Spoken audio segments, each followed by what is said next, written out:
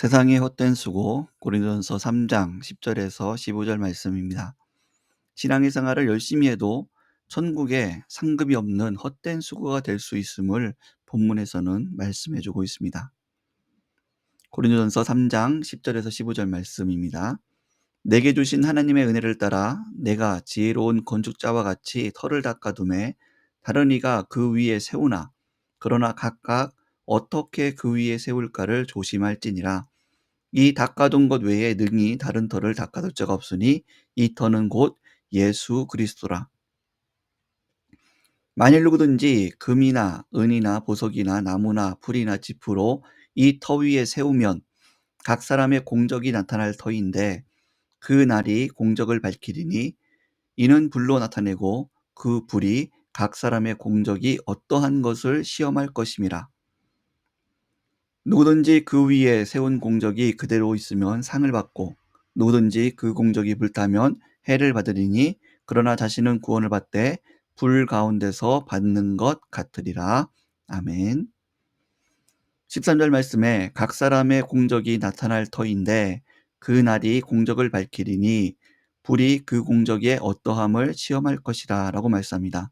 하나님께서 천국에서 성도들에게 상급을 주실 때 단지 얼마나 열심히 했느냐를 보시지 않으시고 무엇으로 지었느냐를 보십니다. 열심히 신앙생활했지만 잘못된 재료로 세운 신앙의 건물은 불에 타 없어집니다. 그 결과 구원은 받았지만 부끄럽게 구원받는 인생이 되는 것입니다. 15절 말씀에 그의 공적이 불타면 해를 받으리니 그러나 자신은 구원을 받되 불 가운데서 받는 것 같으리라 라고 말씀합니다. 공적이 불탄다고 해서 구원을 받지 못하는 것이 아니라 예수 그리스도의 터 위에 공적을 세워서 예수님의 공로로 우리는 구원이 확정되었기 때문에 그 위에 받는 공적의 모습은 우리가 하나님 앞에 받는 상급의 모습이죠.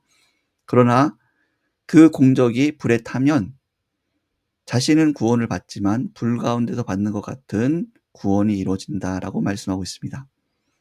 구원은 받지만 남은 것이 없는 구원은 불타는 집에서 아무것도 없이 맨몸으로 간신히 빠져나온 것과 같습니다.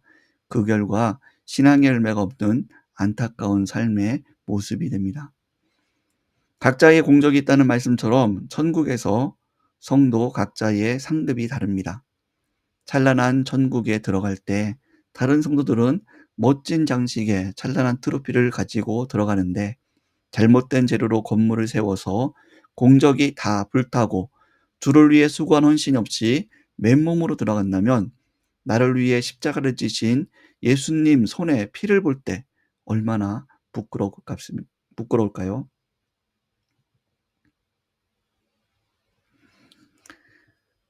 10절과 11절 말씀 보면 내게 주신 하나님의 은혜를 따라 내가 지혜로운 건축자와 같이 터를 닦았고 다른 이가 그 위에 세우나 각각 어떻게 그 위에 세울까를 조심할지니라. 이 닦아둔 것 외에 능히 다른 터를 닦아둘 자가 없으니 이 터는 곧 예수 그리스도라 라고 말씀합니다. 우리가 예수 그리스도의 터 위에 공적을 쌓는데 그 공적이 참된 재료인가 참된 재료가 아닌가 라는 기준은 바로 예수님의 뜻에 따라서 우리가 공적을 쌓고 있는가 그렇지 않는가가 기준이 된다라는 말씀입니다.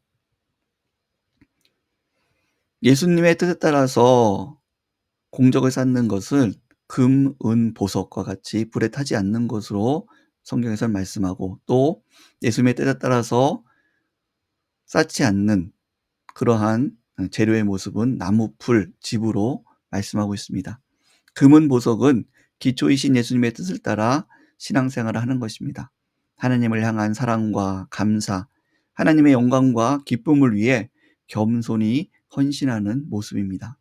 하지만 세상의 가치관을 따라 신앙생활하는 것은 나무, 풀, 집과 같이 타는 재료로 신앙생활을 하는 것입니다.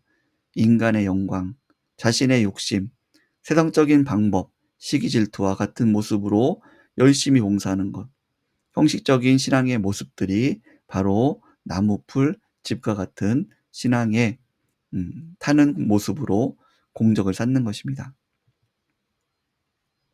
그러면 불에 타는 공적과 불에 타지 않는 공적의 구체적인 모습은 무엇입니까? 불에 타는 공적은 헌신도 섬김도 없이 세상과 타협하며 살다가 구원만 받는 사람. 교회는 다녔지만 자신의 편안함만 추구했던 성도. 직분은 받았지만 영혼의 열매가 하나도 없는 성도. 이러한 분들은 너무나도 안타깝게 어떻게 보면 예수 그리스도의 터 위에 공적조차 쌓지 않는 그런 안타까운 신앙의 모습입니다.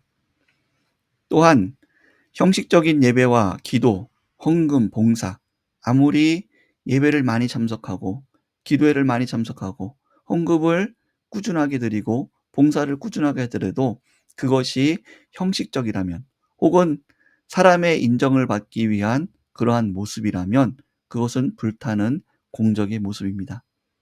또한 자기의 만족과 의로 행하는 선행, 교회 안에서 경쟁심, 세속적인 성공의 욕심을 따라서 행하는 모습들, 이러한 것은 불에 타는 공적의 모습입니다. 그러나 불에 타지 않는 공적의 모습은 이러한 모습입니다. 하나님만을 위한 순수한 마음의 예배, 기도, 봉사를 드리는 것입니다. 같은 기도와 예배와 봉사를 드려도 그것이 세상적인 가치관, 자기의 욕심을 따라 드리느냐 아니면 하나님만을 위한 하나님의 영광을 위한 그런 순수한 마음으로 하나님 앞에 드리느냐에 따라서 공적의 재료가 달라지는 것입니다. 남이 보지 않아도 드리는 기도, 또한 하나님 앞에서 도구하는 기도, 교회를 위해서, 담임 목사님을 위해서, 평사님을 위해서, 또 성도들을 위해서, 이웃들을 위해서 기도하는 그런 모습들을 불에 타지 않는 공적의 모습입니다. 손해를 감수하며 지키는 정직과 관용, 미움 대신 용서를 택한 사랑과 화평, 진리 위에 세운 겸손한 순종, 하나님의 영광을 위해 사랑, 희락, 화평, 오래 참음, 자비, 양선, 충성, 온유, 절제를 행하는 것, 그리고 하나님의 영광을 위해 교회와 이웃의 덕을 세우는 모습, 이러한 것이 바로 불에 타지 않는 공적의 모습입니다. 그러면 하나님 나라에서 헛된 공적이 불에 타는 이유는 무엇일까요? 그것은 바로 하나님은 중심을 보시기 때문입니다. 신앙의 헛된 노력은 외적인 열심에 기반하지만 하나님은 우리의 진정한 마음의 동기를 평가하십니다. 이는 겉으로 드러나는 행동보다 훨씬 중요하며 신앙의 본질을 결정짓는 요소입니다. 하나님께서는 외모로 사람을 보지 않고 중심을 보신다라고 말씀합니다. 예를 들어서 명절날 부모님께 인사를 가는데 아무리 선물을 좋은 걸 갖다 드리고 또 웃음으로 부모님께 인사드려도 부모님이 그 자녀의 손주들의 마음을 보았을 때 그 부모님의 재산만을 노리고 있다면 그 마음이 보여서 '아니 우리 아버지가 빨리 돌아가셔야지 그 재산을 많은 재산을 내가 다 물려받고 편하게 내가 하고 싶은 대로 살 텐데.' 라는 이런 마음을 자녀가 갖고 있어서 그 마음을 부모님이 보고 있다면 여러분 그 부모님이 과연 자녀에게 아무리 많은 재산이 있더라도 그것을 물려주겠습니까? 절대로 물려주지 않을 것입니다.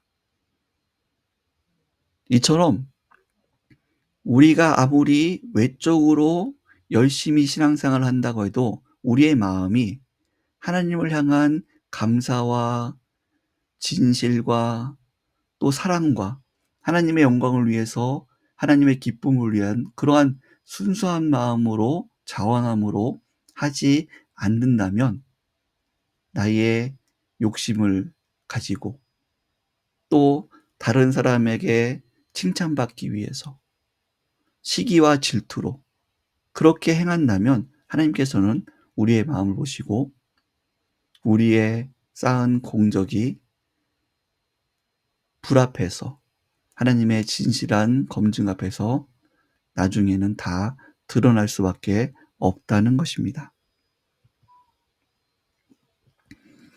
우리가 오늘 말씀에서 특별히 구분해야 될 것은, 또 분별해야 될 것은 천국의 상급과 이 땅의 복의 차이점이라는 것입니다. 우리가 육체의 열매라고 하면 많은 성도님들이 다 부정적으로 생각하고 있지만, 성경에서는 육체의 열매를 두 가지 의미로 말씀하고 있습니다. 첫 번째로는 죄의 열매입니다. 갈라디아서 5장 19절 말씀처럼 육체의 일은 분명하니 곧 음행과 더러운 것과 호색과라고 말씀하면서 육체의 열매가 죄의 열매인 것을 말씀합니다. 또 다른 의미로는 긍정적인 의미가 있습니다. 두 번째로는 이 땅의 유익, 우리가 보통 받는 이 땅의 복에 대해서도 육체의 열매다라고 말씀하는 부분입니다. 디모데전서 4장 8절에는 육체의 연단은 약간의 유익이 있으나 경건은 범사에 유익하니 금생과 내생에 약속이 있느니라 라고 말씀합니다. 그리고 신명기 28장 1절에서 5절 말씀에는 내가 내 하나님 여호와의 말씀을 삼가 듣고 내가 오늘 내게 명령하는 그의 모든 명령을 지켜 행하면 내 하나님 여호와께서 너를 세계 모든 민족 위에 뛰어나게 하실 것이라. 내가 내 하나님 여호와의 말씀을 청종하면 이 모든 복이 내게 임하며 내게 이르리니 성읍에서도 복을 받고 들에서도 복을 받을 것이며 내 몸의 자녀가 내 토지의 소산과 내 짐승의 새끼와 소와 양의 새끼가 복을 받을 것이며 내 광주리와 떡반죽 그릇이 복을 받을 것이며 라고 말씀하고 있습니다. 이처럼 천국의 상급과 이 땅의 상급, 이 땅의 복의 차이점은 바로 재료가 다르다는 것입니다. 이 땅의 상급, 이 땅의 복은 자신을 위해 억지로 하더라도 하나님의 명령에 복종하면 하나님께서 약속하신 대로 이 땅에 복이 주어집니다.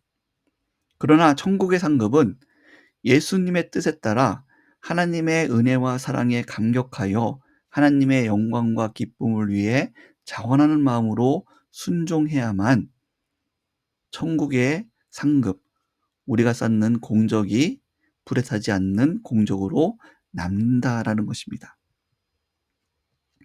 말씀을 정리하면 예수 그리스도의 뜻을 따라 세운 신앙의 모습이 나중에 하나님께서 불로 우리의 공적을 심판하실 때 남는 신앙이다라는 것을 말씀해 주고 있습니다. 신앙의 열심은 중요하지만 그 열심이 어디에 기반한 재료인가가 더욱 중요합니다. 예수 그리스도의 뜻을 따라 자신을 부인하고 하나님의 영광과 기쁨을 위해 자기 십자가를 지고 예수님의 성품을 담고 자원함으로 사명에 충성하는 삶을 살 때 불에 타지 않는 영원한 열매, 공적을 세울 수 있는 것입니다. 하지만 잘못된 재료로 세운 신앙은 불에 타 사라지며 구원을 받더라도 부끄러운 결과를 초래합니다.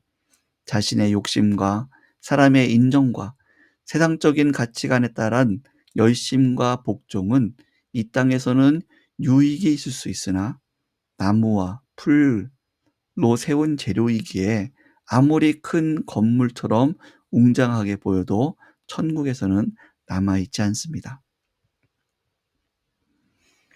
오늘 본문의 말씀은 매우 우리의 신앙생활에 중요한 말씀입니다.